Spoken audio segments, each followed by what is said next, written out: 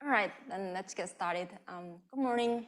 So this is the second part of the lecture. So let's start first reviewing what we discussed yesterday. So what we have learned so far from the first lecture? Nothing? So from the first lecture, we were talking about some basics about the Hadron structure experiments, right? So we talked about the accelerators. Do you remember what was the parameter that characterized the performance of the accelerators? There was two parameters we talked about. Center of mass and center of mass energy, and the other one. There's one more. Luminosity. Excellent. Yeah, so we talked about the center of mass energy and luminosity. Did you also remember if you have a higher center of mass energy, that give you more resolution power, and therefore you can prove the more deeper, richer internal structure of the nucleon. So we also talked about the particle detectors, mostly about what's the underlying principle for different detector technologies. We talked about how particles interact with matter. That's how we actually can detect those particles, right? So you could just directly measure the interaction of the particle with the matter, right? And we also talked about if the particles are short-lived particles, what do you do? How do you detect the particle if you have particle with the lifetime of 10 to minus 18, that's pi 0.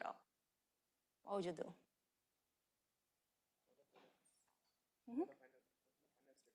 Yes.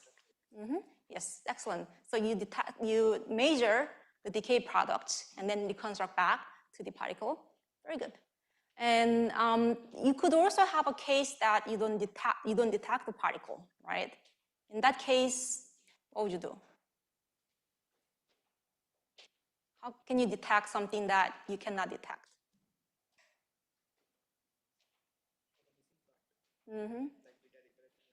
Yep, reconstructing the missing quantity, like missing mass or missing energy. Very good. So everybody was actually paying attention. Very good. And then we also talked about most of the modern particle detectors has this onion structure, has several systems in a single experiment that give you the capability to detect all the finer states hadron, right, for example. That is very useful for the more semi-inclusive or more exclusive, more stringent experiments that's needed to be measured. And then we end up the lecture at the end by discussing about the kinematics reconstruction for the DIS. We talked about there are different methods, electron method and hadronic methods, depending on what you are detecting, right? And there was also a combination of it. So we were then picked up what we were left yesterday. So continue on the discussion on the DIS, but from today's lecture, we'll focus more on the measurement and result itself. So let's continue on DIS data. And I will first actually start talking about, since we now know what kind of data, for example, the HERA collected. We talked about the structure function. You saw this beautiful map out data that in X and Q square phase space from the HERA, for example. And using that, what we want to do is that we want to know the partonic structure of the hadron, and therefore we need to extract the parton distribution functions. So we'll start from there. And later, and then we talked about some little bit different region that we normally pay attention. We'll talk about the larger X region and about the sheet quarks, and then move on to the polarized part. Okay. All right. Let's talk about the parton distribution function extraction. So this is rather experimental. Since I'm the experimentalist, it's an experimentalist perspective on the extracting the PDFs. So from experimental aspect, what I have is this: I need a tool to measure, and I need the result from that. In this case, my tool is this DIS interscattering. this is my hard probe, that I can actually see quarks with the probability given as a function of x and q square for each flavor. And this probability is what we want to extract.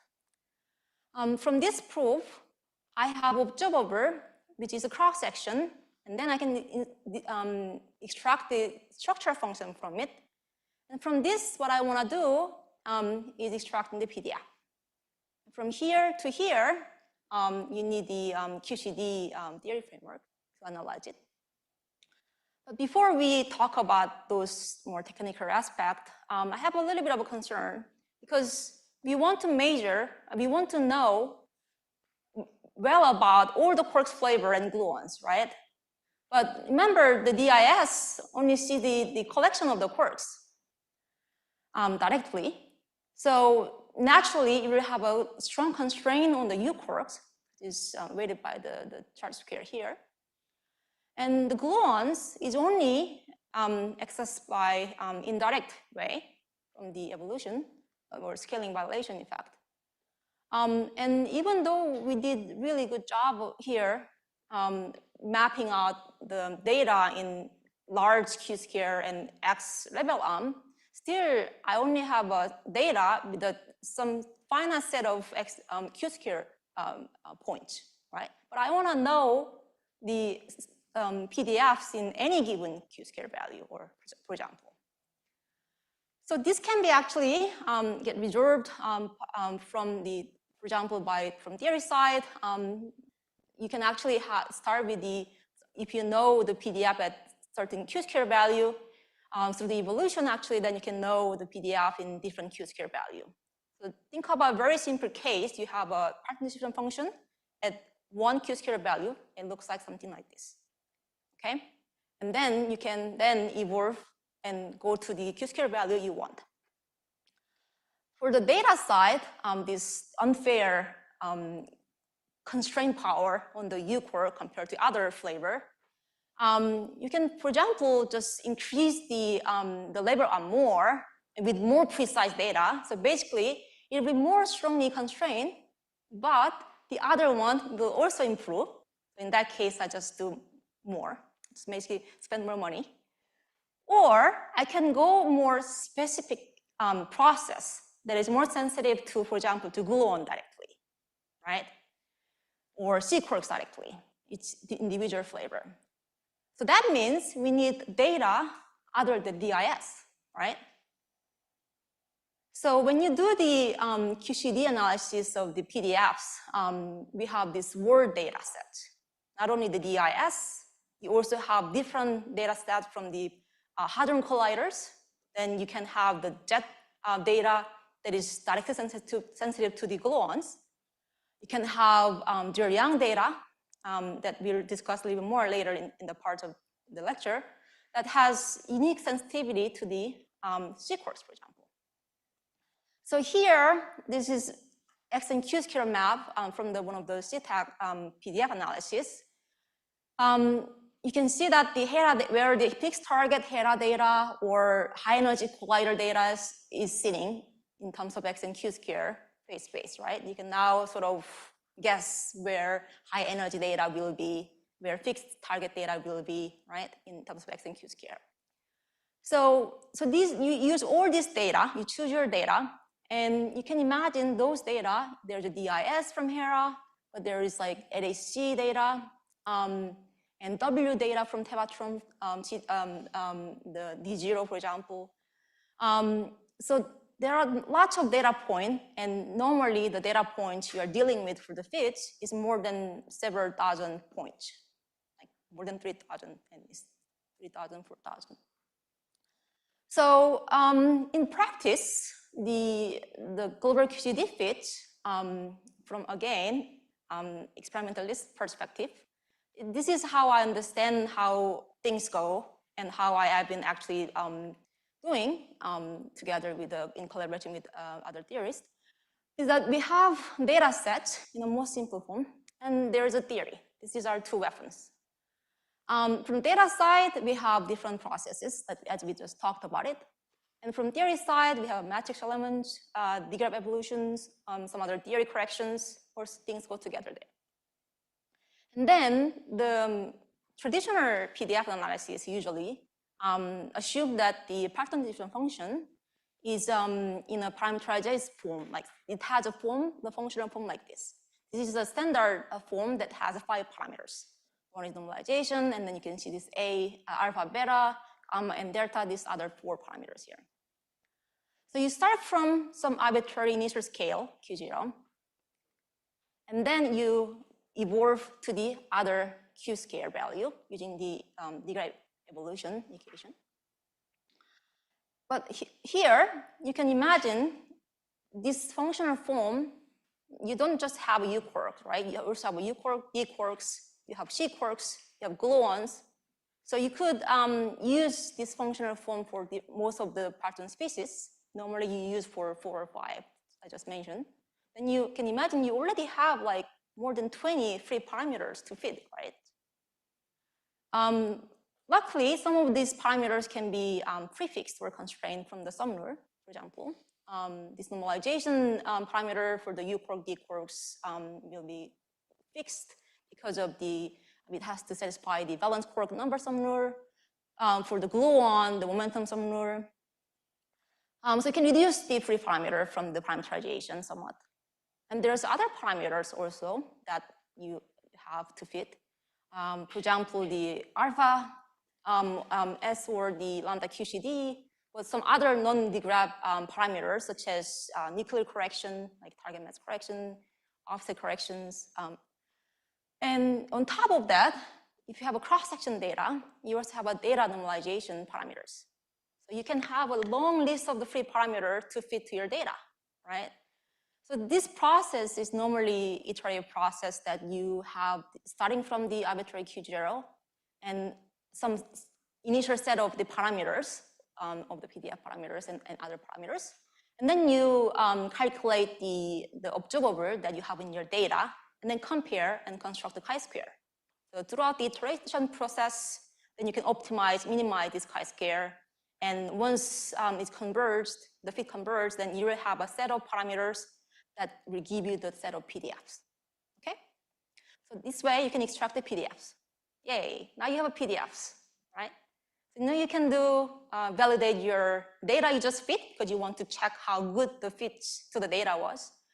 And you can also use it to calculate the other physics observer, for example, at Radici, as many PDF groups are doing.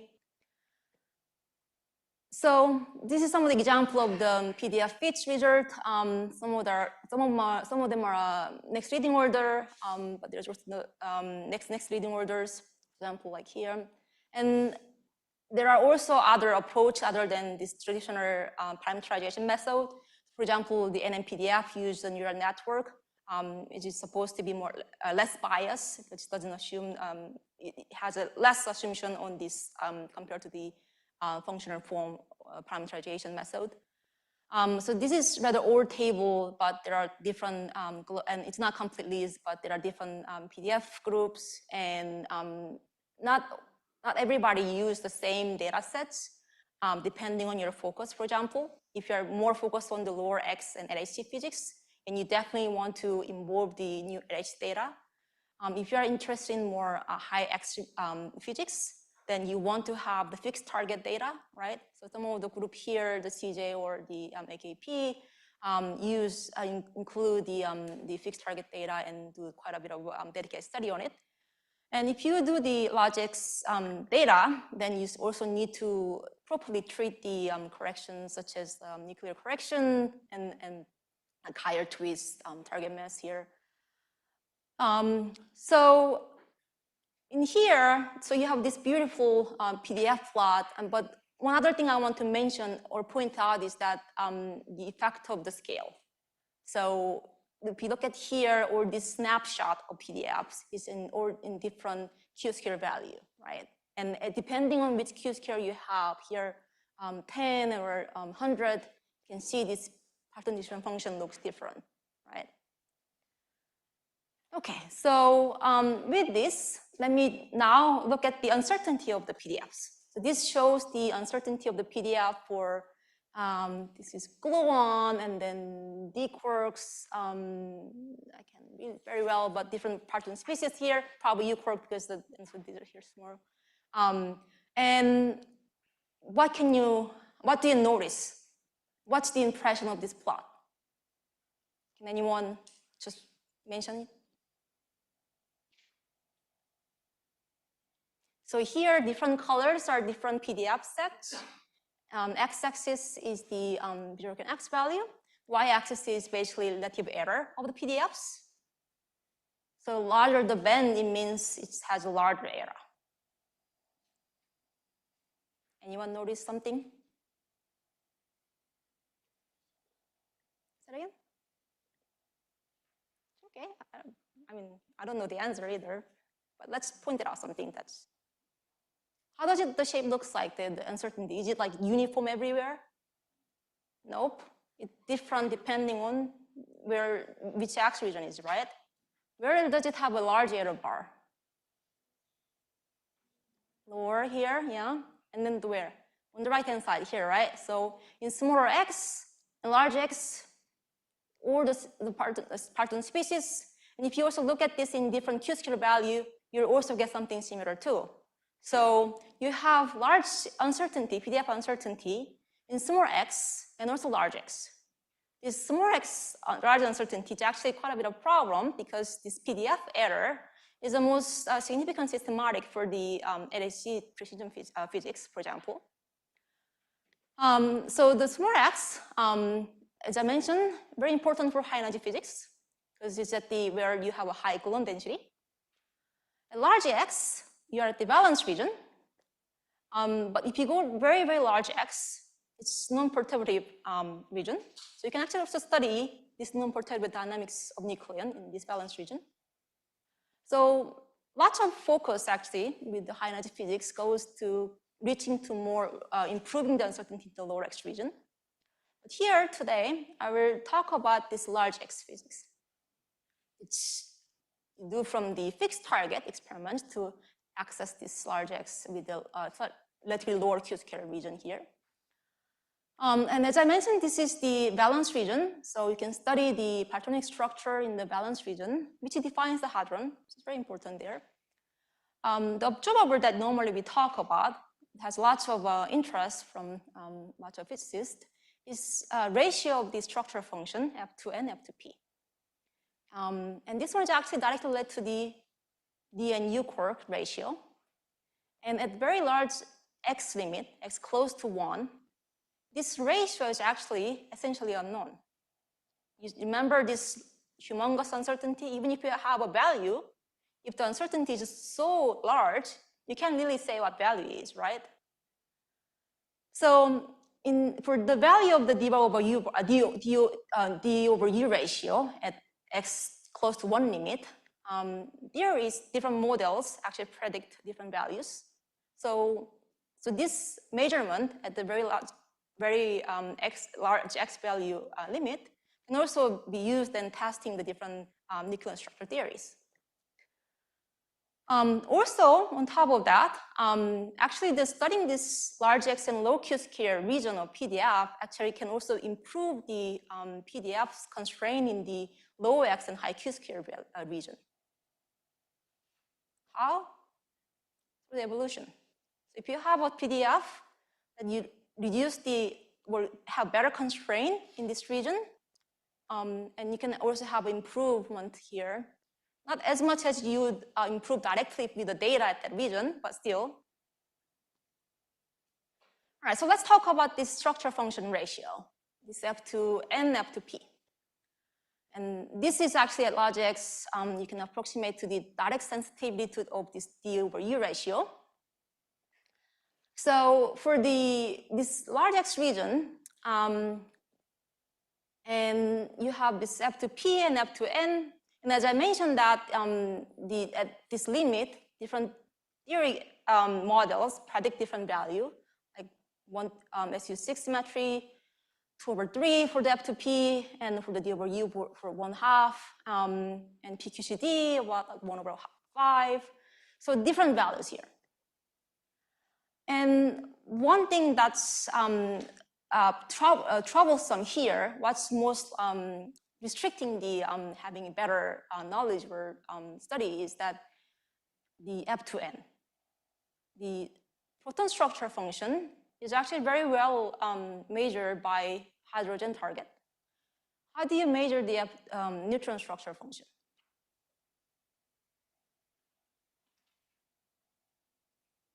You need a neutron target, right?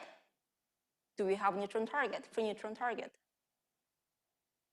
What kind of neutron target do you use? Say it again? Yes, neutron. Why not use find the free neutron target? There's no such thing.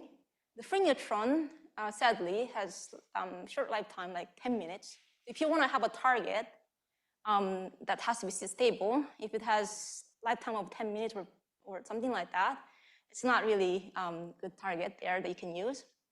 So there's no free neutron target. So our best neutron, as mentioned, it's a weakly bound system, so you can choose this as an effective neutron target. But still, this is not exactly the same as neutron structure functions that you can extract from this relation. This is not equal. So there is, when you extract the neutron structure function, there's a large uncertainty related to the nuclear corrections. So there are different approaches that you want to have this better knowledge on the F2 neutron structure function from the experimental side. At Jefferson Lab, we talked about this before. This is electron accelerator facility in Newport News, Virginia. This is a fixed target experiment. So recently we have some experiments that have different approach for better measurement of neutron structure functions. One is traditionally just use neutron target, but have very precise data. Okay, you can have very precise data with neutron. This is still model-dependent extraction, but you fight with the statistical power. The other method is the less model-dependent method, which is using mirror nuclei, helium and then helium-3, and using the spectator tagging. We'll talk about more about this experiment. Those are fairly relatively new experiment that was just done. And the other method that's model-independent approach is using perivalenting DIS. So if you measure the perivalenting asymmetry from PBDIS, that asymmetry has actually direct sensitivity to this D over U. All right, so this is the CVAF we just talked about. So the first approach, using this precision data, using the neutron targets, so most of the fixed target data before data error is coming from this lab, fixed target data. Those here in X and Q square map here, or the green pointer from these previous fixed target SLAG and NMC, but mostly SLAG data here. This red and blue points are the JDEP data, 6 GeV, and then higher energy, so 12 GeV here. So it's covering less than SLAG. But what matters here, if you look at here, as a function of Q square, on the y-axis is uncertainty of this data. This green SLAG data has relatively large uncertainty. On the other hand, this new JDEP data, look at this uncertainty. So you get very precise data. And this is one of the preliminary results of the structure function cross-section ratio, which you extract the structure function ratio from it as a function of 0 and x. And here, this is 0.9. It goes to really, really high x region here. And some of the study that how it impacts to the extraction of the U-quark or D over U ratio. Here it shows here, this is a U-quark uncertainty before and after. So this orange line is after adding this new data. And here, this is D over U ratio. And compared to having just over 6 GeV data, D over U ratio uncertainty reduced quite a bit here in large X region. While you don't see much this reduction from the U-quarks, right? So this data doesn't help constrain the U-quark much, but it does help a lot for D-quarks. Okay? All right, the next approach is less model-dependent approach. One of them is using mirror nuclei, as I mentioned. Here, this is tritium, and then this is helium-3. When you do this measurement, you sort of form the double ratio of measurement, for example. So first, you form the NMC-like ratio. This is the structure function for helium-3, and then there is the structure function for F2P and F2N. And same thing for the tritium. And using this, you can form a so-called super ratio, and then you can then extract this structure function ratio of F2N, F2P in terms of this super ratio and cross-section ratio here. What happened here by doing this is that now your nuclear corrections are only relative difference here. So you can cancel out quite a bit. And this is the data just published a couple of years ago from this experiment. Here, this band is actually the uncertainty band based on the SLAC data. And you can see this large uncertainty at the very large X region. So red is the another data that I will talk in the next slide using the spectator tagging. But these blue data are the one that from this the training experiments. You can see this precision and the reach to the large X here. Okay. The next method is using the spectator tagging. So when you have, this one is still using neutron target. But when you have the electron and neutron scattering, you want to make it more as if this other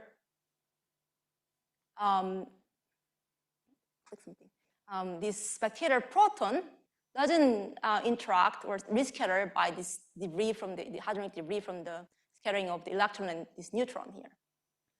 How can you do that? Is that if you actually detect this proton in this backward hemisphere with this small momentum, then your F2 structure function using this effective neutron target of neutron and actual free neutron structure function, when you simulate it, are quite similar, like here. This is the ratio of those two in the calculation. And at the momentum of this, in the MEB level of this spectator proton, if you measure it here, then you are very close to as if using free neutron target. Okay? So this has data from the 6 GeV from Jefferson Lab. This is the result that published.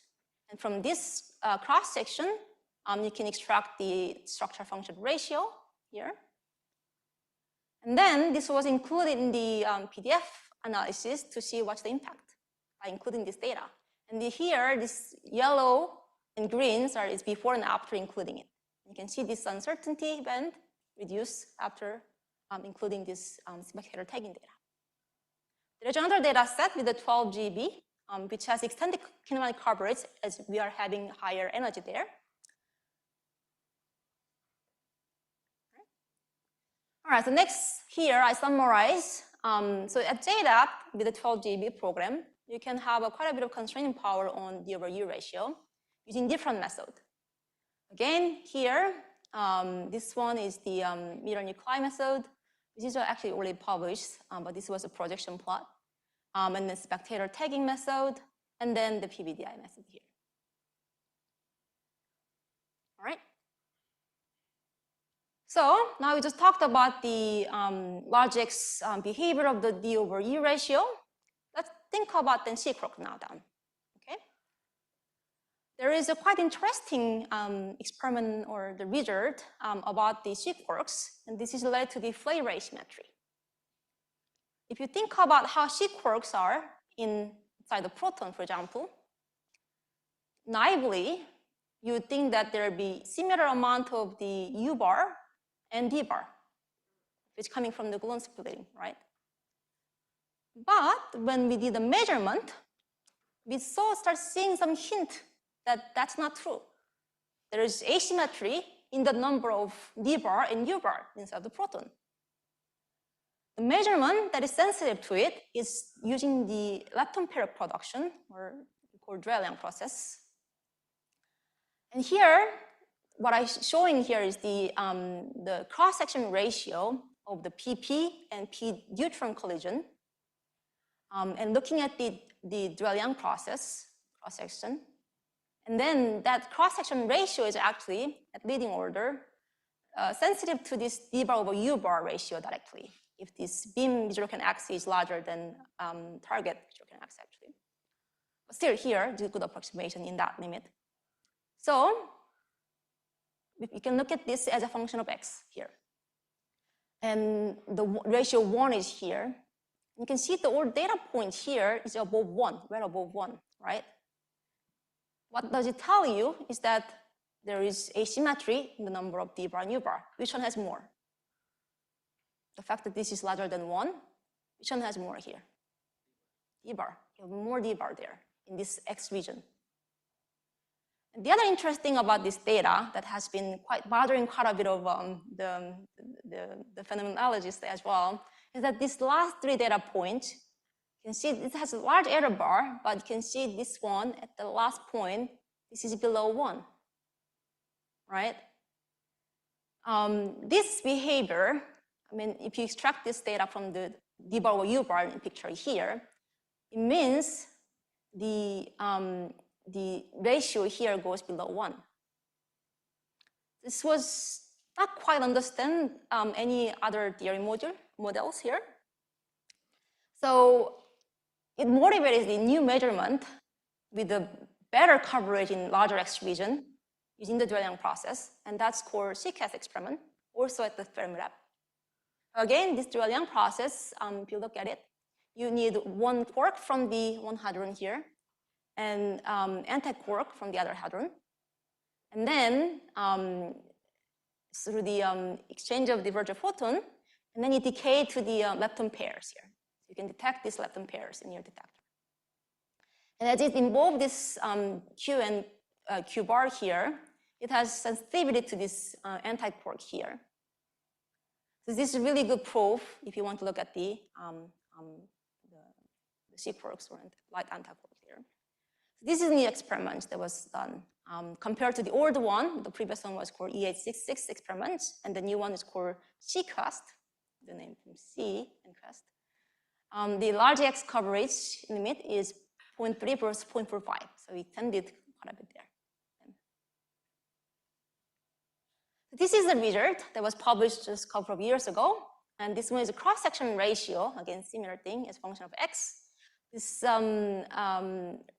red point here, the up one here, compared to this one with the yellow systematic box are the new data. You can see already this one has covered more larger X region. And the result came out, and all the data points stay above 1 until the largest X point here. And then resulting d bar over u bar extraction also like this. So the results show that indeed the nature somehow prefer more d bar and u bar in this region. And this is not cannot be possible from the only gluon splitting. So there is no other non-perturbative mechanism that's producing this effect.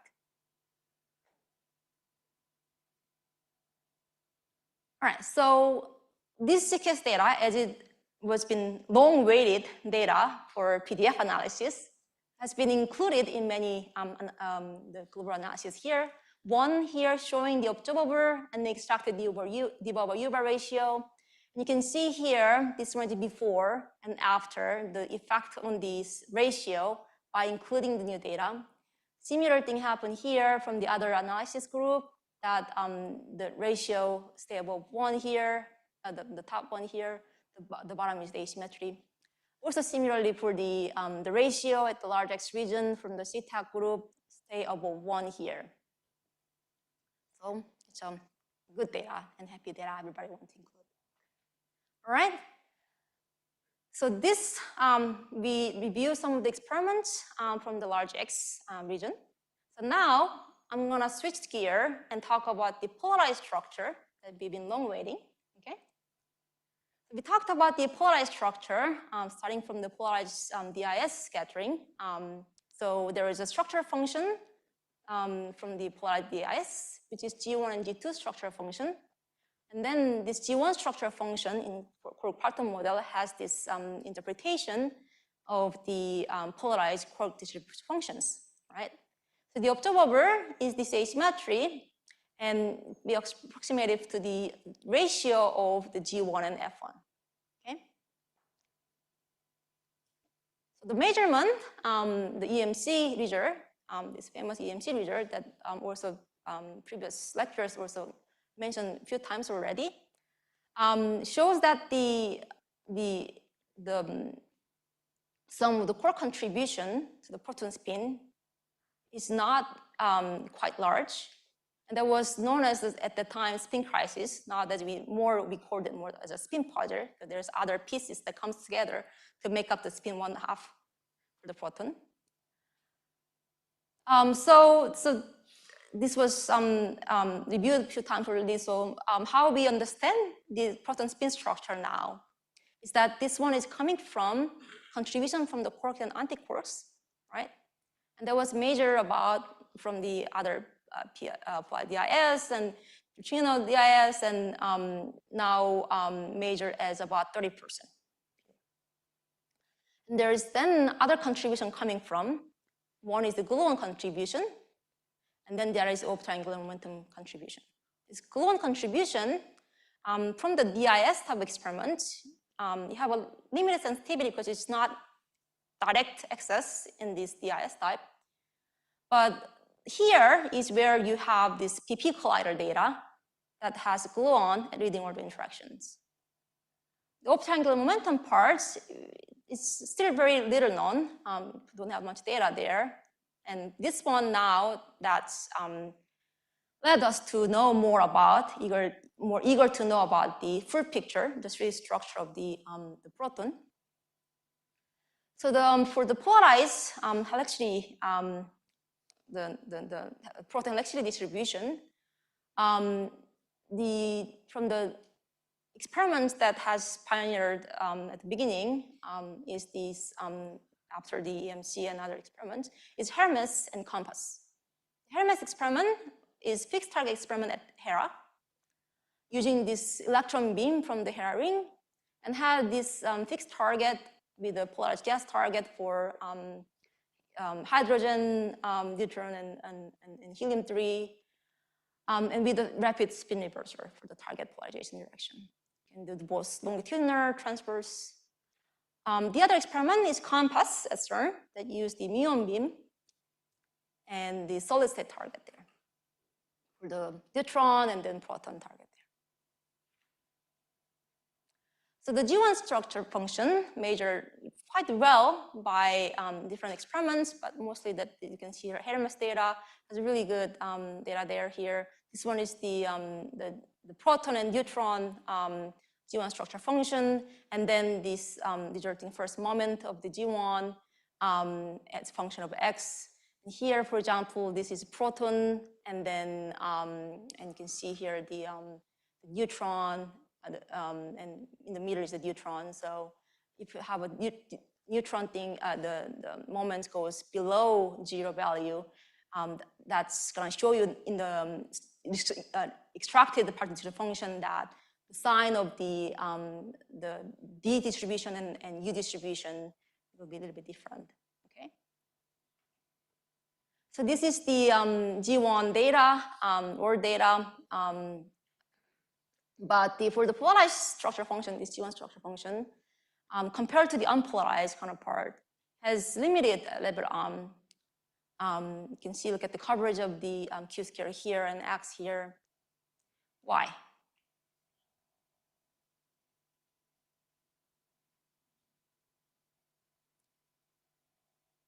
Anyone? Why can we have much broader level arm as if we had from the unpolarized measurement? All these experiments here, those are fixed target experiments. Okay? We didn't have proton electron proton machine that has proton polarized. For Hera, the proton was unpolarized. Okay? So that's where we have EIC now coming in here and extend this coverage of the XQ square level arm. You can see here, this is the EIC projection. This corner here, these are these data here. Okay? What exciting data you're waiting for. All right, so that's for the polarized DIS. So now so those data good for constraining the polarized U quark, polarized D quarks. But I also want to know about polarized U bar and D bar as well. So if you want to know better about certain quark flavor, the way you can do is looking at the semi-inclusive DIS scattering, for example. And by looking at this final state hadron, you can then tag this specific flavor you want to know. So if you're measuring these pions, char pion, you measure pi plus on top of scalar electron, you can then looking at U and D bar. They're sensitive to U and D bar. If you want to look at the strange, then you need to detect the kaons, right? So for the semi-inclusive DIS on top of scalar electron, you need to measure another hadron, and that hadron will give you the information about quark flavor. If you have all this measurement, then you can actually disentangle different flavors, right? All right, so this is the semi-inclusive DIS measurement from Hermes and Compass for the proton for different hadron final states. And then the bottom shows the for the neutron targets for the inclusive, and then pi plus, and again similar to k plus and other pi minus and k minus distribution here. Pretty precise data for the semi-inclusive DIS here. And all together, then you can extract the Parton distribution function for the polarized case. This is one of the PDF analysis that was done in 2009 by the DSSSV group. The top one is the combined U and U bar polarized PDF. This is for the D and D bar. Middle is for U bar. This one is D bar. You can see the size of the uncertainty between these two, valence versus the quark sum versus the C quark, right? And this is part of the polarized DIS. This is a CDIS. So some of this uncertainty of this the C quark part is largely coming from actually the uncertainty from the fragmentation functions. So when you have a semi-inclusive DIS, you also need to know what's the probability for a certain parton produce the certain hadrons, right? That's called fragmentation function that was discussed in the previous lecture. And that one also needs to be measured and has uncertainty on it. The bottom here, strange, and here is gluon. You can see the gluon. You can even tell what the sign is, right? This is because the DIS type of experiments, you're not really accessing the gluon directly for most of the process. So this is where the RIC spin program is coming in. So the RIC is relativistic heavy ion collider. If you're coming from the heavy ion background, you probably know this for studying the quark gluon plasma or some other heavy ion physics. But for me, this is such a cool polarized PP collider. This is the only polarized PP collider in the world. This is a schematic of the RIC ring. So you have two proton rings. You can have the proton being polarized.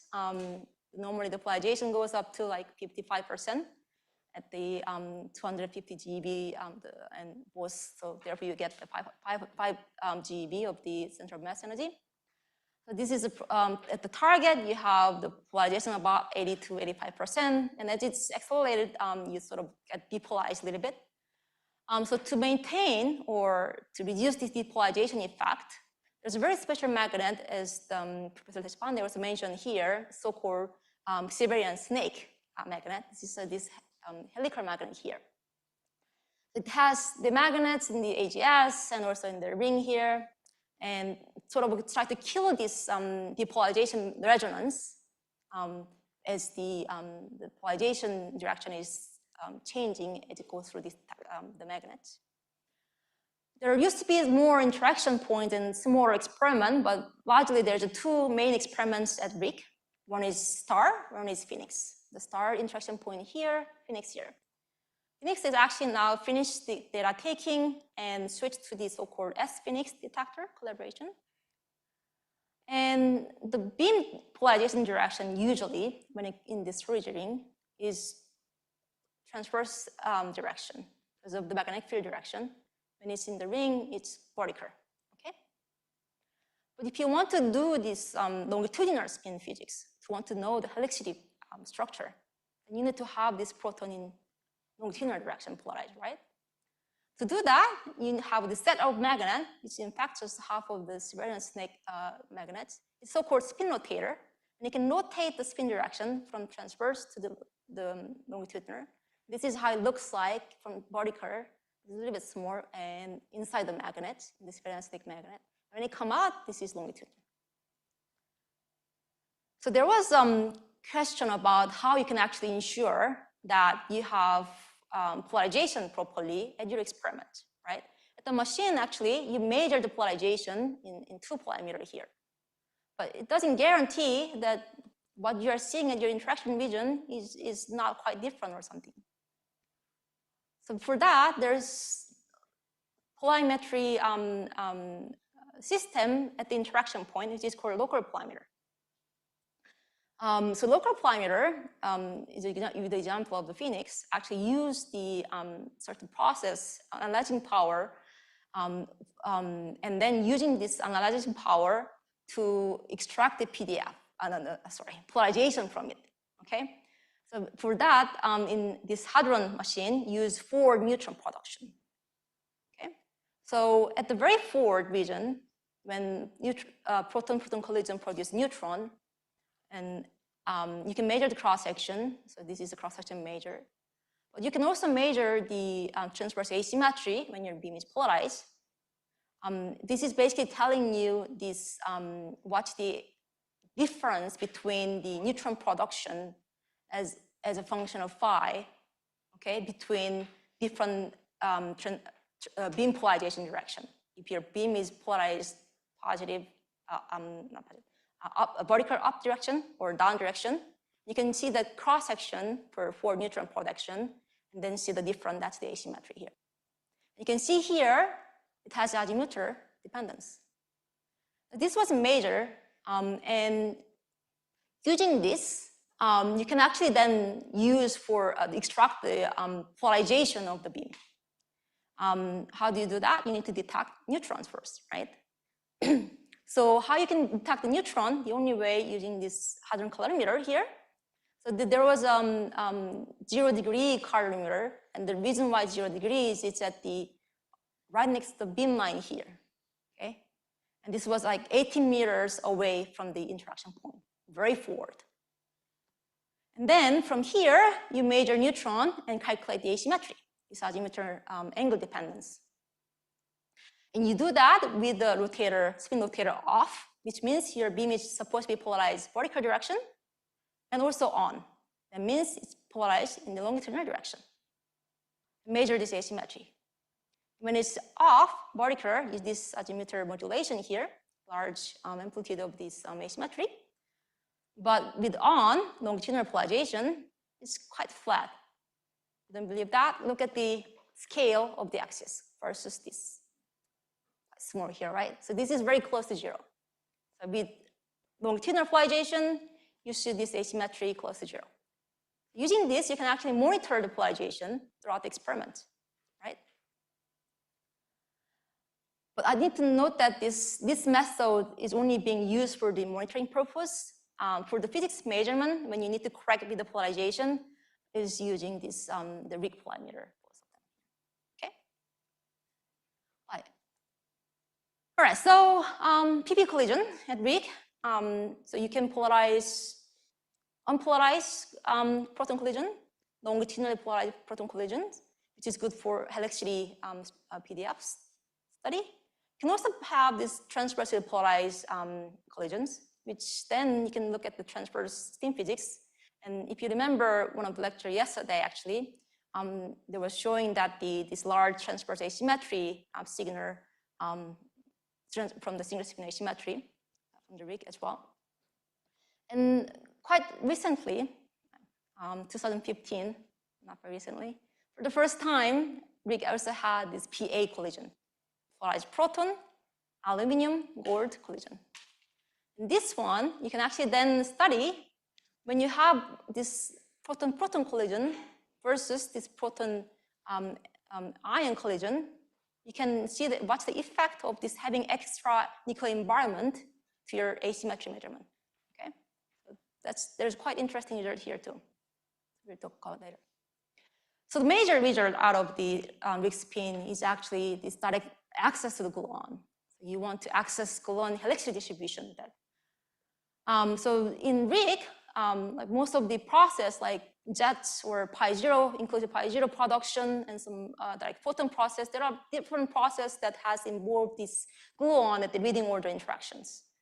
Normally, the glue or quark glue process are dominant, depending on your momentum. So for example, here, this is momentum scale here, variable here, and then contribution of the different sub-process. In the lower momentum, you have a glue process dominant. Higher momentum, quark glue process dominant here, right? But still, you have a one glue there.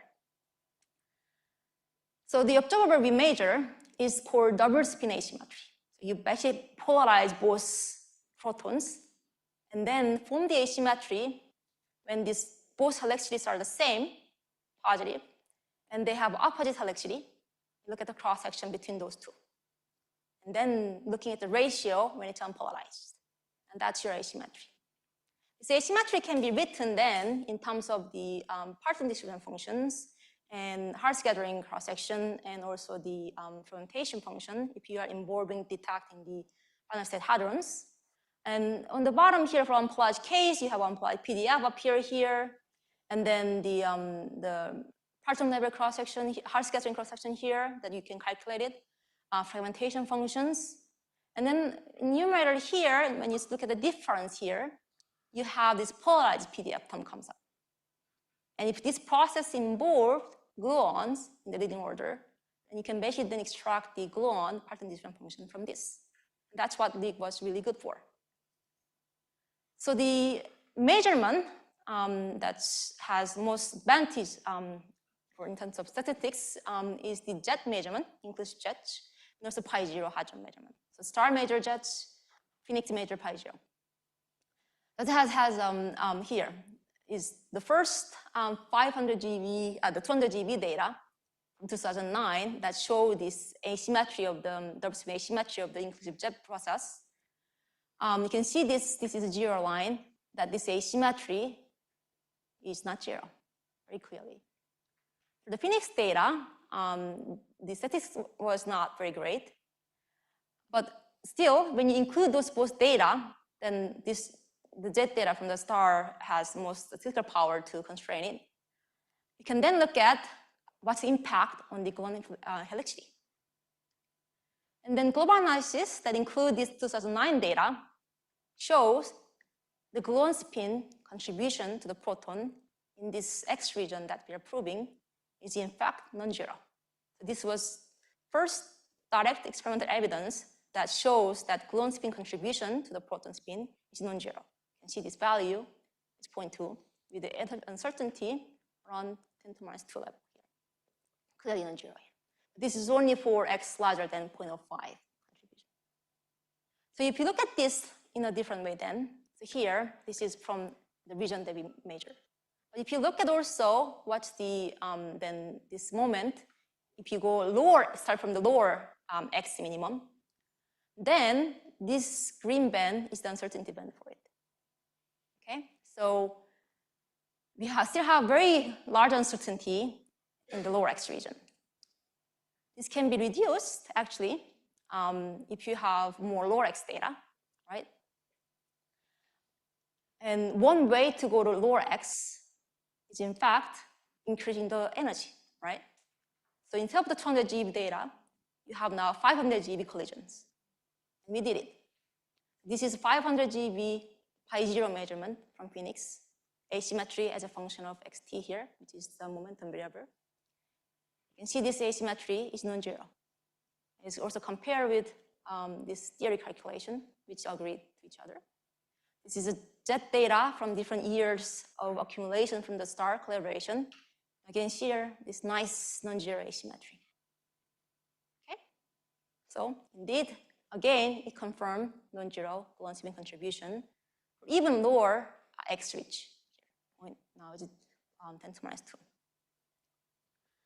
Another measurement actually interesting for gluon, other than the Hadron channel, is in fact the direct photon process. The direct photon process measurement is actually one of the major measurement proposed at the beginning because of this clean way to interpret data and for the measurement. Because the direct photon, when it's produced from the proton-proton collisions, it doesn't involve this color interaction, right? When you have direct photon produced. So it's easy to interpret, cleanly interpret from the theoretical perspective. And it is produced by quark-gluon Compton scattering dominantly from the RIC. So you have this gluon here. And compared to this having glue and quark-glue combination of the Hadron measurement, it has a very good advantage of having a direct sensitivity, the sign of the gluon spin here. This was actually shown also from some of the recent analysis of the global analysis group, showing this inclusive jet or Hadron data. You will see this non-zero asymmetry, but you will also see this non-zero asymmetry, positive non-zero asymmetry, even in the scenario of this, the gluon spin has a sign of negative. The reason why is because when you have a glue here, for the different scenario of the positive and negative scenario, and quark glue, when you combine them together, this is the resulting asymmetry are very similar. Okay, but for the direct photon, it will be directly sensitive. So finally, we did a measurement here at Phoenix, and this is the first ever and probably the last direct photon double spin asymmetry from proton-proton collision. And this is the result. This is radar data points as a function of PT and compare with the other theory calculation. The top bands here are assuming the positive gluon spin. The lower band here is assuming the negative sign gluon spin allowed. And you can see that the data prefer this positive gluon spin scenario. So previous data, even though it has such a great precision, physical precision, the jets and pions, but having direct sensitivity to the sun itself can clear out this much better. Another measurement that is also interesting is looking at the dijets process. Instead of the one jet, you measure dijets. When you have two particles, you can actually look at the correlation. And this correlation actually tells you what the shape of your event is. And it can allow you access the partonic kinematics, the leading order. For example, if you have asymmetric detection of the two jets or symmetric detection, depending on that, your shape of this X distribution will be different like this. If you have this more symmetric collision, then they have a similar value. But if you have an asymmetric detection, both are detected in the forward region, for example, then the one here has a much larger X value there. Okay, and then the asymmetry, you can separate them depending on which detector combination you measure. All right, so I think my time is almost up, or I can use 3 more minutes. Okay. So I will talk about now, once we talk about gluon, C-quarks. So we talked about this unpolarized flavor symmetry of light antiquark, right, from the Dirac measurement. How about the C-quarks then? It was actually, in fact, measured by the Hermes from the CDS experiment. They tried to see if there is the clear sign of this polarized C asymmetry. But they didn't quite see very clearly because the uncertainty of the data was not very good for that. And then the other way that's very unique can access the flavor, separate the C-quarks, is using W production. So because of the peri-Weyling nature of W production, your flavor, so you basically have, if you have a W plus, you have left-handed U and right-handed the D-bar quarks, right? Your flavor is fixed at leading order. And so decay into this, we decay to the lepton and neutrino pairs. And you can detect these leptons in your detector. So by measuring the asymmetry of this W production for different beam helicity, for single beam helicity, then you can access to the polarized antiquark distribution. The asymmetry itself actually written, including the decay kinematics like this way for the negative and positive. For example, if you look at here in this W minus term, and there is delta U bar here, this is what we want to know, and there's a decay, the result of the decay. And also here, delta D bar. So if you go actually then, this cosine theta to be 1. Or this cosine theta to be 1. No, this cosine to be minus 1, for example. That's square. That's backward, right? Then you can measure this one, right, directly. And the other way, you can measure delta D bar directly. Right? So that's forward and backward measurement. So Phoenix measured the forward measurement and also the central measurement, and start measure this more central from 0 appealing -1 to 1 region, but has multiple data points with a good statistical uncertainty here. So we have measured this, and you can see this with the theory bands compared. And from this, we can extract this light antiquark polarized distribution, and this is the result. So this green band is before including the RIG data, and then blue is after including the RIG star data. And you can see the reduction of the uncertainty for both U bar and D bar. And from this, you can calculate now the flavor asymmetry for the polarized light quark C. And this is the result. This is the line of 0. And you can see this delta U bar minus delta D bar is non-zero, which means you have more polarized U bar quarks in this region.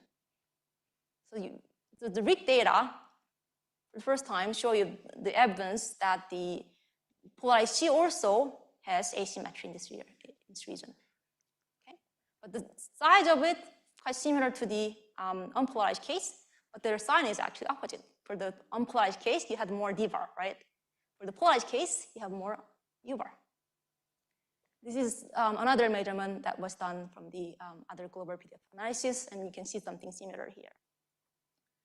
All right, so this concludes the part 2. So we talked about this collinear observable for the percentage function at the larger x, and then an antiquark distribution. We talked about this dual Young measurement. And then we now move on to the polarized structure of the proton. So we've been talking about the collinear distribution so far. So later in the afternoon, at the very end of today, we will start talking about more beyond the collinear, start talking about the TMD measurement and GPD measurement. All right? Everything was good? No question? I'll be around anyway. So if you have a question, feel free to come over, okay? All right. Thank you, Sanghwa.